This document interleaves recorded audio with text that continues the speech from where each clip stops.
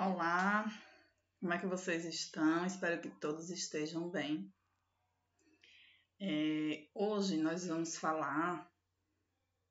vamos iniciar, na realidade, com a disciplina de ciências, tá? E o que é que nós estamos estudando na disciplina de ciências? Nós estamos estudando os micro-organismos. E nós já vimos os vírus e as bactérias. Vimos algumas doenças que o vírus pode causar, né? Pode trazer para a saúde da gente. E hoje nós vamos falar um pouco sobre o vírus da Zika, tá? Quem nunca ouviu falar, né, da Zika? A Zika, né, é uma das novas doenças causadas por um vírus que não tem vacina ainda e nem tem cura, né?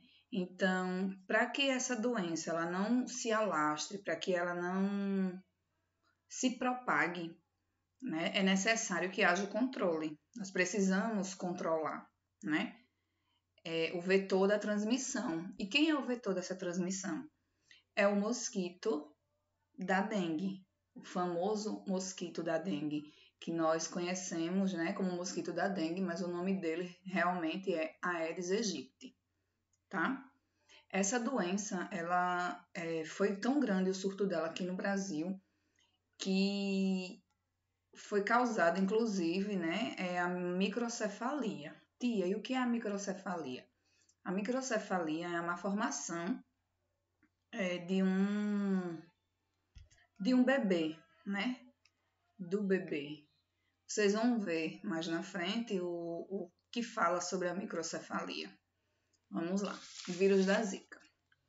O vírus da Zika causa uma infecção chamada de Zika. Ela é transmitida pelo mosquito Aedes aegypti, que também é responsável por transmitir a dengue.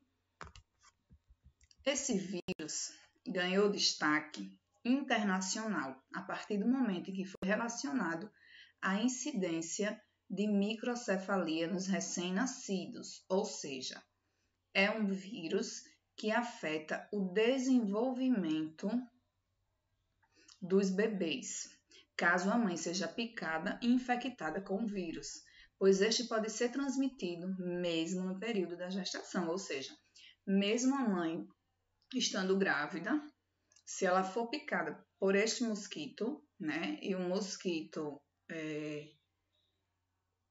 seja infectado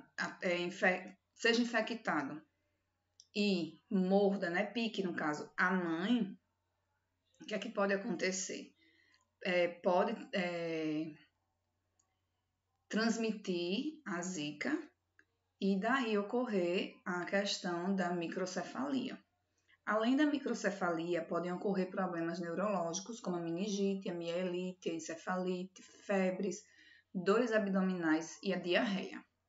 Até o momento não existe cura para a infecção da Zika, apenas tratamento para alívio e controle dos sintomas. Aí aqui ele fala que a microcefalia é uma formação que leva o cérebro a não se desenvolver de maneira adequada. Ou seja, existem crianças que nascem, que têm a microcefalia, que tem a cabeça bem pequena, né? Diferentemente de um bebê que não tem a microcefalia, tá? Mas em cima vocês veem aqui, ó, o causador de tudo isso. Esse mosquitinho aqui, que tem as pernas pintadinhas, né? Que nós chamamos ele de mosquito da dengue ou Aedes aegypti. Vamos lá. Deixa eu descer mais. Número 1. A Zika é uma doença que não tem cura e pode desenvolver diversos sintomas e consequências nas pessoas infectadas. Sabendo disso, como é possível prevenir-se do mosquito transmissor? O que a gente pode fazer para se prevenir? Né? Nós ouvimos falar muito na dengue, no mosquito da dengue. O que a gente pode fazer para prevenir que ele seja um transmissor de doenças? Certo? A número 2. E como é possível impedir que os mosquitos se reproduzam? Vamos lá. Página seguinte. Deixa eu descer mais. No mundo digital. Denúncia dos focos de dengue por meio de aplicativo. Você já ouviu falar no aplicativo Sem Dengue? Nele, o usuário pode sinalizar possíveis focos de reprodução do Aedes aegypti, por meio de fotos e localização via GPS. A informação enviada ao aplicativo pelo usuário é direcionada às autoridades competentes do município ou estado, que podem, a partir dos dados coletados, mapear e saber em que locais agir contra os vírus transmitidos por esse mosquito. Veja como utilizá-lo. Aí ele vai dizer, né? Aí. Acesse o aplicativo, fotografe os focos de mosquito, água limpa e parada em latas, embalagens, pneus velhos.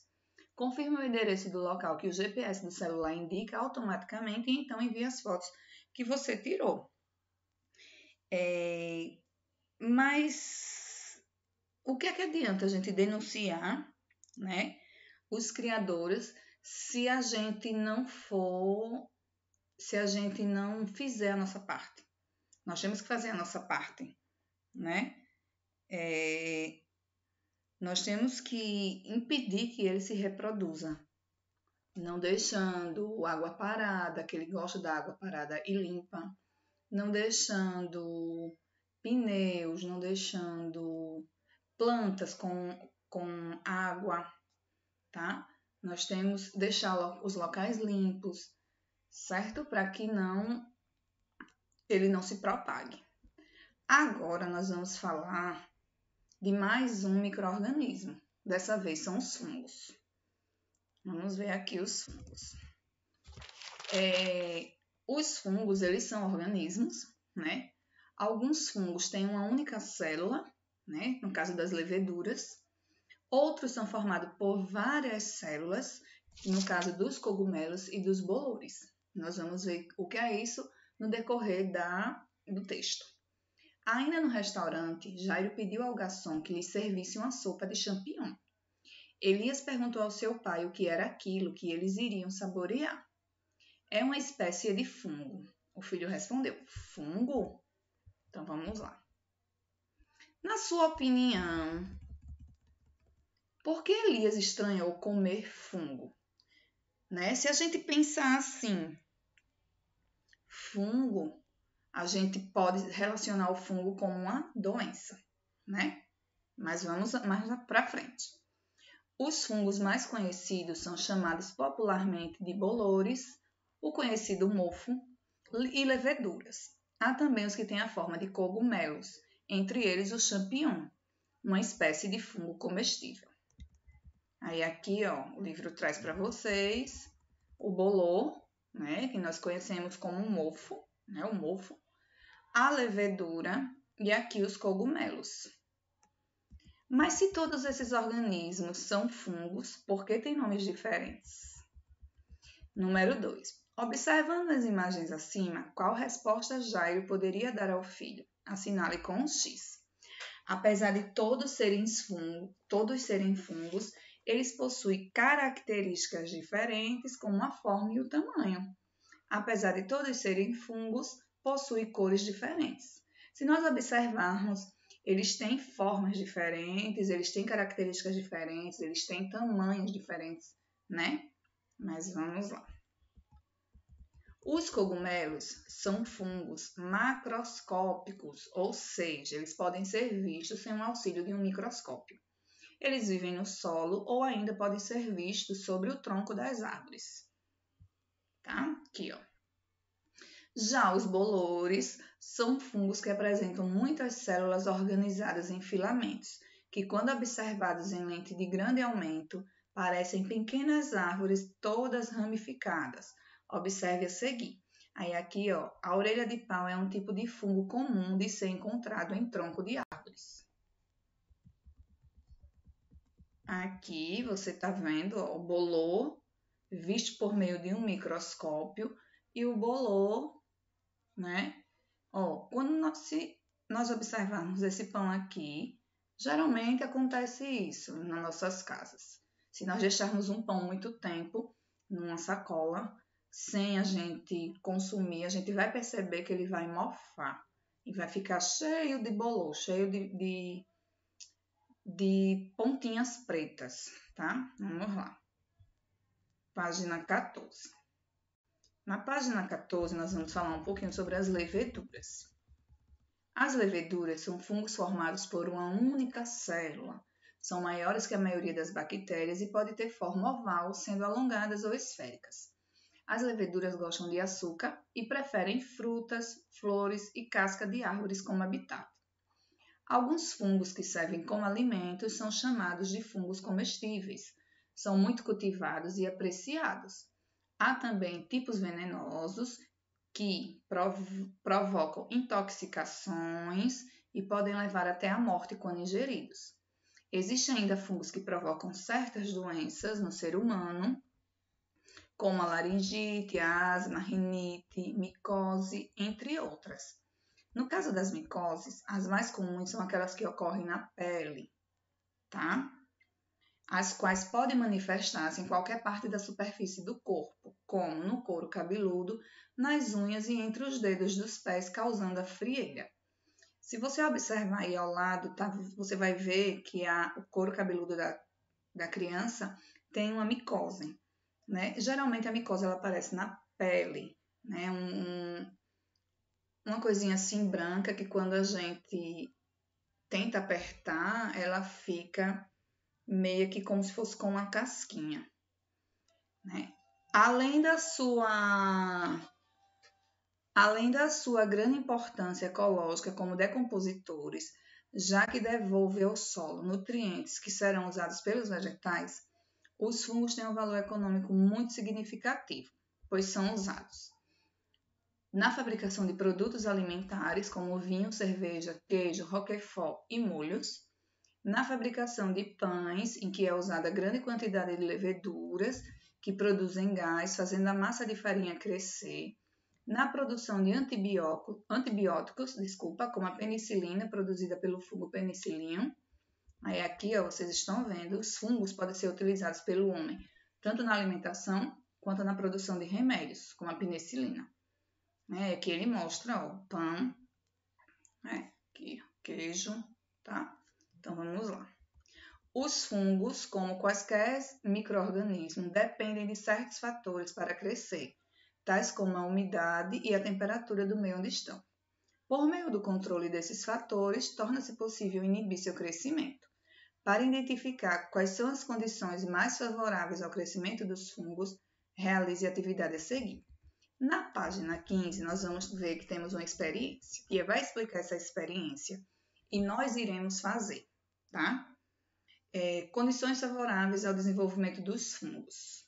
Você vai precisar de 4 copos plásticos com tampa ou 4 potes de vidros também com tampa. Um molho de tomate quente, de preferência caseiro. Ao mexer com o fogo, peça a ajuda de um adulto. Ele pede que seja caseiro, mas existe aqueles molhos que vendem no pacotezinho, pode ser aquele sem problema nenhum. E etiquetas, papéis com o número de 1 a 4.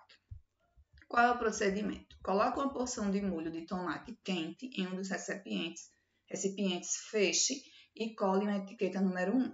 Deixe esse recipiente em temperatura ambiente. Você vai deixar ele em cima da pia, em cima do armário, tá?